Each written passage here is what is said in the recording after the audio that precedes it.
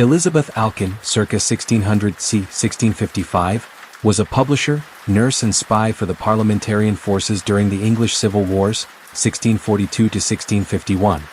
She was also commonly known as Parliamentary Joan, one of many derogatory names she was called by royalist sympathizers. Little is known about Alkin's early life. Her husband was arrested and hanged in 1643 by the royalists during the First English Civil War for spying for the parliamentarians. Alkin continued his work, spying in Oxford, even during the city's siege. By 1648 Alkin was involved in selling and then publishing parliamentary newsbooks, the forerunners of newspapers. She used her role as a vendor to track down and report several publishers of royalist material. After the Civil War, Alkin nursed casualties of the First Anglo-Dutch War, initially in Portsmouth, then Harwich and Ipswich. With her health failing, she returned to London. It is presumed she died shortly afterwards, possibly over the 1655 Christmas period. Pre-Civil War. Little is known of Alkin until 1645. Because of comments about her age made later in life, her date of birth is taken to be around 1600. According to the historian Eric Gruber von Arni, she was born Elizabeth Deering or Deering. Several sources state her husband was Francis Alkin, although according to Gruber von Arni, she married a George Alkin at St. Margaret's Church, Westminster, on November 12, 1635. The couple had 3 children. Civil War spy and nurse. In the early part of the English Civil War, Alkin's husband was a spy for the parliamentarians. Both he and Alkin were working in Oxford, the royalist wartime capital, where she was tending wounded parliamentarian prisoners. He was denounced as a spy by Stephen Fawcett, the surgeon to the royalist governor of Oxford, and was hanged in summer 1643. Despite the loss of her husband, Alkin carried on working in Oxford, both tending the prisoners and spying for the parliamentarians. She continued to work in Oxford, freely entering and leaving the town, during its sieges 1644 to 1646. In 1645 Alkin was employed by the Earl of Essex and Sir William Waller as a spy for the parliamentarians. She received a similar commission from Sir Thomas Fairfax 2 years later. Parliamentary records show that in 1645 she received 3 payments totaling £6 from the Committee for the Advance of Money for uncovering the activities of George Minns, a Surrey-based iron merchant who was supplying metal to the royalist forces. When the war started, he had supplied the royalists with 400 tons, 390 long tons, 440 short tons, of iron and had £40,000 worth of wire and iron cached around the country. In January 1647 Alkin petitioned Parliament for her to take possession of the sequestered house of Fawcett, the man who had denounced her husband. This was granted, but before she could move in, Fawcett filed, and won, a civil suit to overturn the seizure. In October that year she was granted £50. Alkin was paid much less than other spies in parliamentarian service. Some were paid as much as £200 a month, while her superior was paid £400 a year. During the 1648 siege of Colchester in the Second English Civil War Alkin again nursed parliamentarian soldiers and was awarded 5 payments for her work between August and October.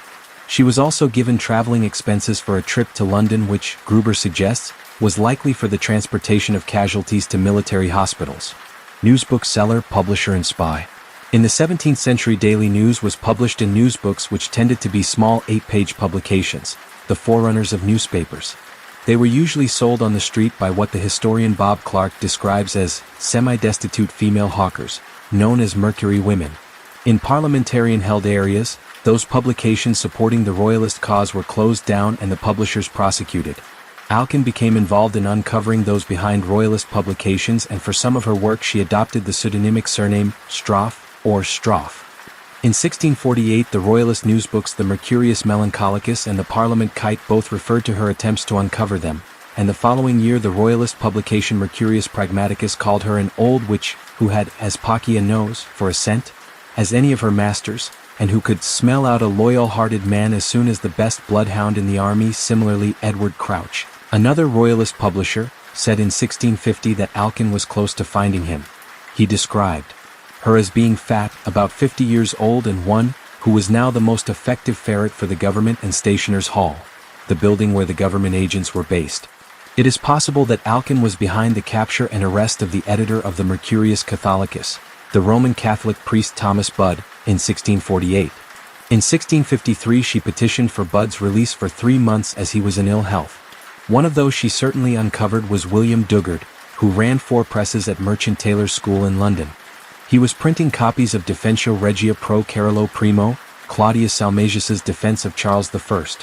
He was imprisoned in February 1650. The following year she was paid £10 for discovering the printers of Edward Hall's work Manus Testium Lingua Testium, and received further recompense from the Committee for the advance of money for other, unknown services. Alcuin was due a reward for uncovering Dugard and was given between £200 and £300. This was kept from her by the official to whom Alcuin had initially reported the presence of the presses, William Mills. The loss of money nearly led to her imprisonment for debt, but she petitioned for funds and was awarded £40. The money was deducted from the balance that had not yet been paid to Mills. Alcuin petitioned for further funds and, on June 2, 1649, the House of Commons instructed the Council of State to provide her with a house for life and further funds. The following year the Council advised that she should receive annual rents from the King's Slaughterhouse to provide her with a source of income. This amounted to £7 a year. Although Alcuin also acted as one of the news booksellers, between 1650 and 1651 she was involved in publishing issues of different, short-lived newsbooks, including The Impartial Scout, The Modern Intelligencer, Mercurius Anglicus, formerly a royalist title which she appropriated, and Mercurius Scoticus, or The Royal Messenger. The historian Marcus Nevitt says that Alcuin was reappropriating royalist titles for parliamentarian consumption, and Clarke agrees, adding that Alcuin may have chosen to use formerly royalist titles, or royalist-sounding names to win the confidence of royalist sympathizers, and get them to reveal the location of illicit printers. In total she produced 10 newsbooks of differing names. The Impartial Scout is the only one in which her name appears. The Third English Civil War ended in September 1651. In 1652 the rents she received from the King's Slaughterhouse stopped, as the property was sold. She petitioned for a replacement property, but was instead given a payment of £3 10 shillings and given rooms in the Palace of Westminster in lieu of her pension. Post-Civil War nursing. When the news broke in February 1653 of the casualties sustained in the Battle of Portland, part of the First Anglo-Dutch War, Alcuin petitioned the Council of State to employ her as a nurse at Dover. That your petitioner hath ever since been a faithful and serviceable to the state upon all occasions in these late wars in which she day and night hazarded her life and was from time to time a great help to the distressed imprisoned and maimed soldiers by relieving them. That she being still desirous to continue her best endeavors amongst them. Your petitioner humbly beseecheth your honours to be pleased to appoint her to be one of the nurses for the maimed seamen at Dover. The council agreed and Alcuin was given a warrant to aid the wounded in Portsmouth. She assisted Daniel Whistler in setting up a network of casualty reception stations in Portsmouth, Harwich and East Anglia. The stations treated both English and Dutch casualties. While in Portsmouth, Alcuin took a convoy of 34 serious casualties the 80 miles, 130 kilometers, to London. She was paid £13 SIXS for her work. In mid-1653 Alcuin was nursing in Harwich. With funds from the government being slow to arrive, she had only been given £5 when she arrived. Alcuin found nurses to assist her and paid them from her own pocket. 200 wounded sailors soon arrived in the town. The war put a strain on the available finances and there was little money available for the care of Dutch prisoners. She petitioned for funds, explaining, "Seeing their want and misery to be very great I could not but have some pity towards them, though they be enemies." Given £10 from her superiors, she immediately spent £6 on the Dutch prisoners in Harwich and then more at Ipswich. In December 1653 Alcuin once again turned to informing when she provided evidence about the murder committed by the Portuguese upon the New Exchange.